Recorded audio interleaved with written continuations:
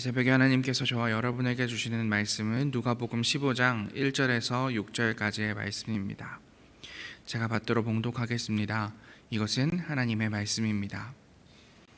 세리들과 죄인들이 모두 예수의 말씀을 들으려고 그에게 가까이 몰려들었다. 바리새파 사람들과 율법학자들은 투덜거리며 말하였다. 이 사람이 죄인들을 맞아들이고 그들과 함께 음식을 먹는구나. 그래서 예수께서는 그들에게 이 비유를 말씀하셨다.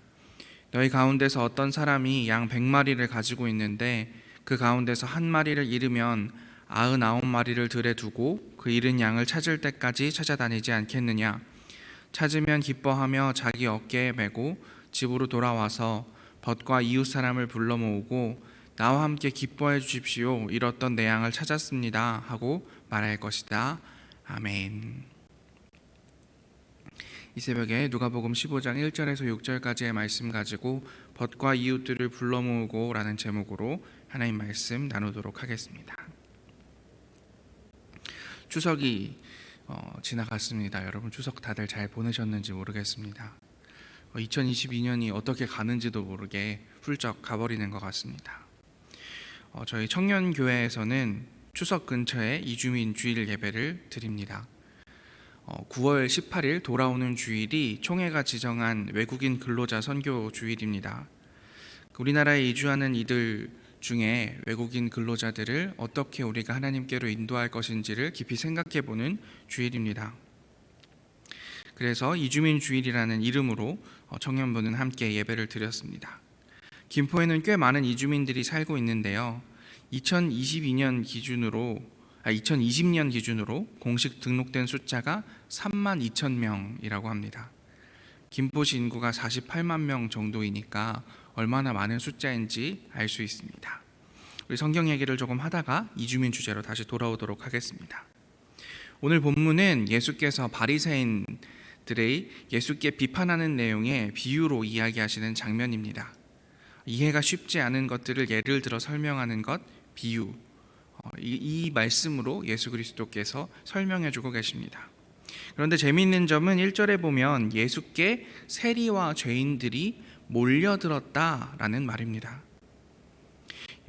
여기에서 말하는 죄인들은 대부분이 도망친 노예들이나 성을 팔아 생계를 유지하는 사람들이었습니다. 그러니까 굉장히 이상한 장면이 펼쳐지고 있는 겁니다. 착취하는, 돈으로 사람들을 괴롭히는 세리들과 착취당하는 사람들이 예수께 한꺼번에 나온 겁니다. 그 이유가 굉장히 재밌는데 그들이 예수의 말씀을 들으려고 나왔다라고 성경은 이야기하고 있습니다. 뒤집어서 이야기하면 예수께 나오지 않고서는 이들이 말씀을 들을 곳이 없었다라고도 해석할 수 있을 것 같습니다. 구약의 율법 중에 정결법이라는 것이 있습니다. 아주 간단한 법입니다. 부정한 것, 더 쉽게 말해서 더러운 것은 만지지 말라, 가까이 하지 말라라는 법이었습니다. 처음에는 이 법이 동물이나 병, 인간의 피 같은 것들의 범위였습니다만 시간이 지나면서 이스라엘의 종교 지도자들은 사람까지도 정결한지 아닌지 가리기 시작했습니다. 자기네들이 보기에 불결한, 좀 더 강한 표현을 쓰자면 더러운 존재들을 규정하고 그들은 만지지도 심지어는 눈도 마주치지 않으려고 했습니다. 그러니 세리와 죄인이라는 표현은 아마도 당대의 이스라엘 종교계에서 흔히 쓰이는 혐오 표현이자 죄를 짓는 사람들을 대표할 수 있는 그런 언어였을 것입니다. 불안한 결집으로 모이는 종교들에는 이런 언어가 꼭 필요합니다. 중세에는 이런 언어가 이교도라는 언어가 있었고 아마 오늘 한국교회에서 가장 비슷한 말을 찾는다면 인본주의 혹은 세상 사람들 같은 말이 아닐까 싶습니다. 세리와 죄인이라는 이름으로 묶인 사람들은 개개인의 이유 같은 것은 말살된 채 율법을 지키는 종교인들에게 더러운 존재로 각인 잡혀 있었습니다. 그러니 그들에게 종교적인 열망이 있었다고 해도 그들을 받아들여줄 랍비가 없었을 겁니다. 왜냐하면 그들은 그들과 가까이 하려고 하지도 않았고 심지어 쳐다보려고도 하지 않았기 때문입니다. 길거리에서 랍비가 세리와 죄인들로 생각되는 사람을 마주치면 그쪽으로 시선도 주지 않고 시선을 피한 채 황급히 걸어가는 것이 당대의 종교 지도자들의 모습이었기 때문입니다. 그런데 그때 갈릴리에서 온 독신 선지자가 세리와 죄인들과도 예배를 드린다는 소문이 퍼집니다. 그러니 이들이 예수께 나오는 것은 어찌 보면 당연한 일이겠습니다. 그런데 2절을 보면 그 모습을 못마땅하게 지켜보는 이들이 있었습니다. 당시의 종교 엘리트들이었습니다. 더러워서 눈도 마주치지 않으려고 애쓰는 세리와 죄인들에게 하나님의 말씀을 감히 전하려고 한다니 바리새파 사람들과 율법학자들은 투덜거렸다라고 성경은 말합니다. 투덜거리고 있는 이들 들으라고 예수께서 들려주시는 비유 2가지입니다. 첫 번째 비유는 이렇습니다. 양 100마리를 가진 이가 있었습니다. 그런데 한 마리가 없어졌습니다. 그러면 목자는 어떻게 하겠냐라고 예수께서는 묻습니다. 이 양 주인은 99마리 양을 두고 한 마리를 찾으러 나가서 찾아옵니다. 그리고는 돌아와 벗과 이웃들을 불러 모으고 잔치를 엽니다. 다음 이야기도 비슷합니다. 동전 10개를 가진 사람이 있었습니다. 하나가 없어졌고 온 집안을 샅샅이 뒤져서 찾아냅니다. 그리고는 9절에 보면 벗과 이웃 사람들을 불러 모아 잔치를 연다고 이야기하십니다. 누가 공동체는 7절과 10절에 교훈 해설을 끼워 넣습니다. 회개하는 죄인이 얼마나 귀한지에 대한 내용입니다. 이야기는 세리와 죄인들을 구원의 대상으로 생각하지 않는 당시의 종교와 종교 지도자들에게 대한 비유입니다. 그런데 제 시선을 사로잡은 부분이 있었습니다. 자, 일단 우리가 예수 그리스도 앞에서 이야기를 듣고 있는 사람들을 분류하고 생각해 보겠습니다. 예수 그리스도께서 계시고 바리새파 사람들과 율법학자들이 있었습니다. 그들은 아마 한 발자국 떨어져서 예수 그리스도께서 무슨 말씀을 하시는지 비판적인 눈빛으로, 아마 현대적인 몸짓으로 이야기하자면 팔짱을 끼고 쳐다보고 있었을 겁니다. 그리고 예수 앞에는 세리와 죄인들 그리고 제자들이 있었겠습니다. 그렇다면 이야기 속에 99마리의 양, 9개의 동전은 바리새파 사람들과 율법학자들이겠습니다. 그리고 잃어버린 한 마리 양과 하나의 동전은 세리와 죄인들로 비유된 것이겠죠. 양의 주인, 동전 주인은 하나님 예수 그리스도일 겁니다. 그렇다면 여기서 저의 질문이 있습니다. 주인이 초대하는 벗과 이웃 사람들, 이 사람들은 누구를 비유한 것일까요?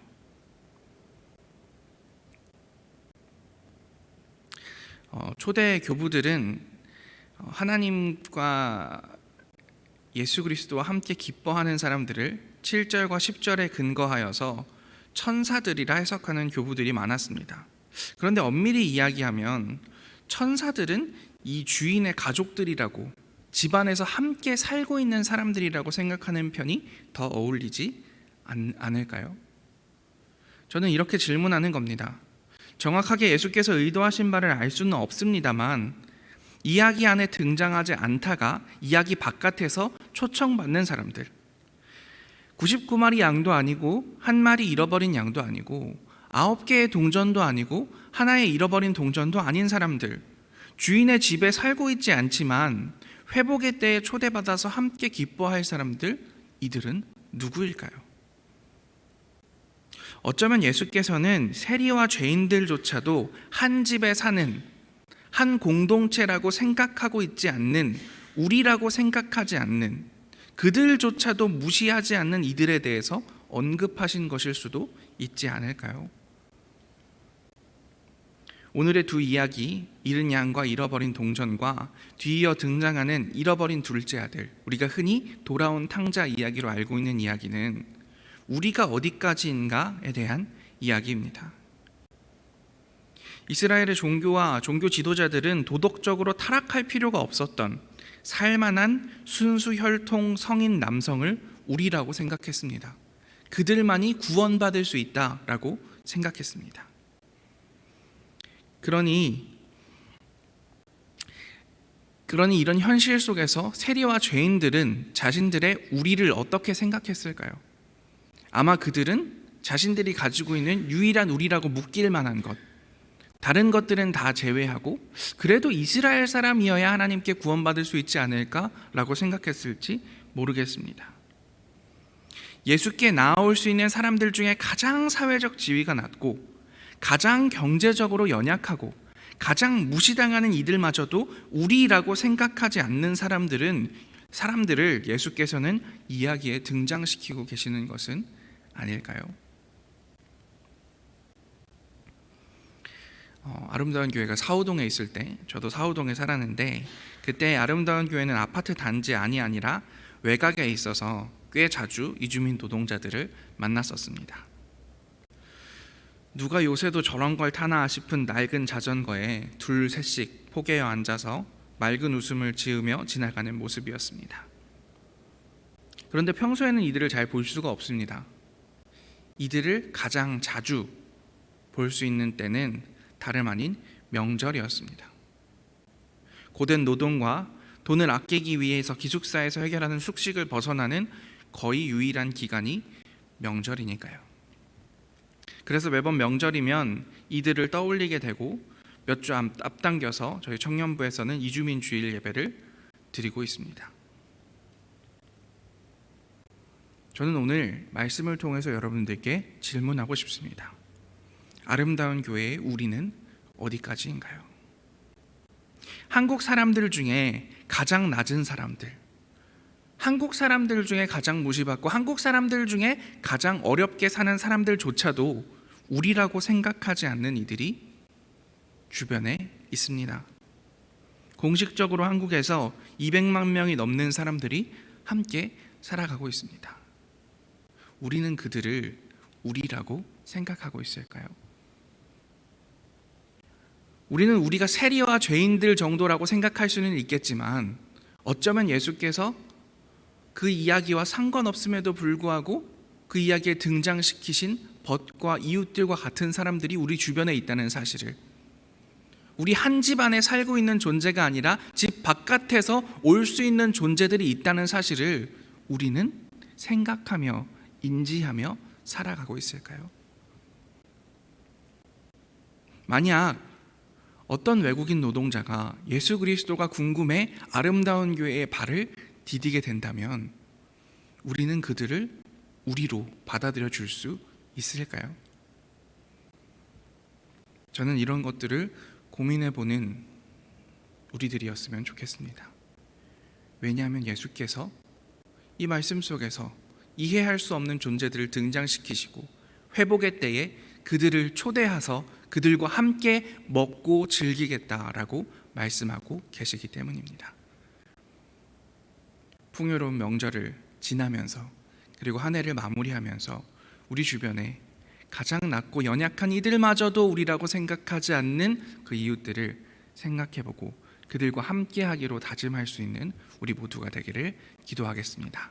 함께 기도하겠습니다.